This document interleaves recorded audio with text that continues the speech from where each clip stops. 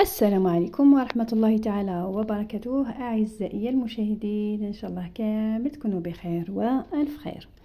نزولا عند طلب الكثير منكم، سوف نتكلم عن شروط التجنيد للسنة الحالية إن شاء الله. بالنسبة للشروط سوف نتكلم بصفة عامة بالنسبة للحاصلين على شهادة البكالوريا، وبالنسبة للحاصلين على شهادة الليسانس، وكذلك بالنسبة اللي عندهم مستويات الثانوي وحتى مستويات التكوين أو المتوسط.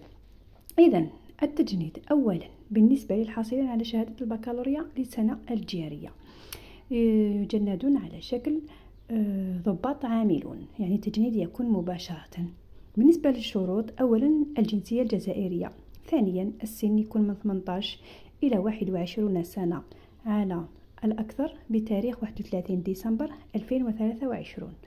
العزوبية، شهادة البكالوريا للسنة الجارية، يعني هذه السنة يكون جاب الباك تاعو هذه السنة بتقدير قريب من الجيد، يعني 12 من 20. النجاح في مسابقة القبول حسب التخصص اللي خيره، وكذلك التمتع باللياقة البدنية والصحة الجيدة. ثانيا الضباط العاملون، التجنيد يكون على أساس الشهادة. الشروط: الجنسية الجزائرية، السن 19 سنة مع زيادة عدد السنوات اللي يقضيها الطالب في دراسة تخصصه الجامعي.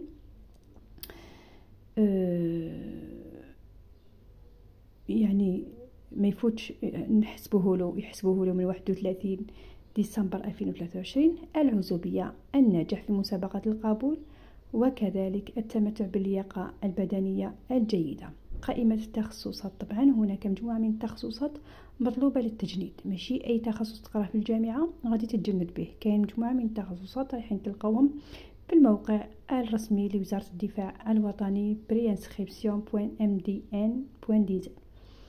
الآن بالنسبة لرتبة ضباط الصف المتعاقدون، أولا الجنسية الجزائرية، السن من 18 سنة على الأقل إلى 22 سنة على الأكثر بتاريخ توجور 31 ديسمبر 2023. العزوبية، إثبات مستوى السنة الثالثة ثانوي على الأقل.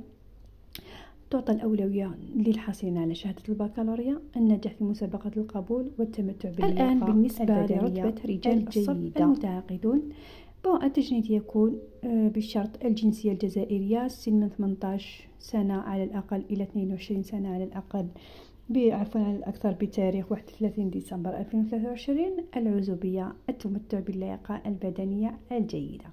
بالنسبة لرتبة تعريف متعاقد، يكون حائز على شهادة التعليم المتوسط أو الذين يثبتون على الأقل مستوى السنة الأولى ثانوي، مع الأولوية للحاصلين على يكون عندهم دبلوم في التكوين المهني.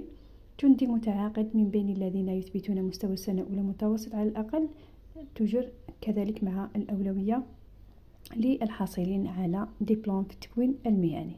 بالنسبة لملف التسجيل، يكون عبارة عن استمارة استعلامات تخرجها من الموقع الرسمي لوزارة الدفاع الوطني، نسخة واحدة من الدبلوم أو الشهادة المدرسية حسب الحالة، نسخة واحدة من بطاقة التعريف، وزائد صورة شمسية. توجور التسجيلات تكون عبر الموقع الرسمي لوزارة الدفاع الوطني preinscription.mdn.dz. ان شاء الله تكونوا استفدتوا احبتي من لا فيديو. اللي راهو حاب فيديو واحد اخر يقول لي، راح نزيد نعمل لكم دي فيديو على تجنيد في البحريه والجويه للسنه الجاريه. انتم اكتبوا لي برك واش من فيديو راكم حابين وانا راح نخدمه لكم.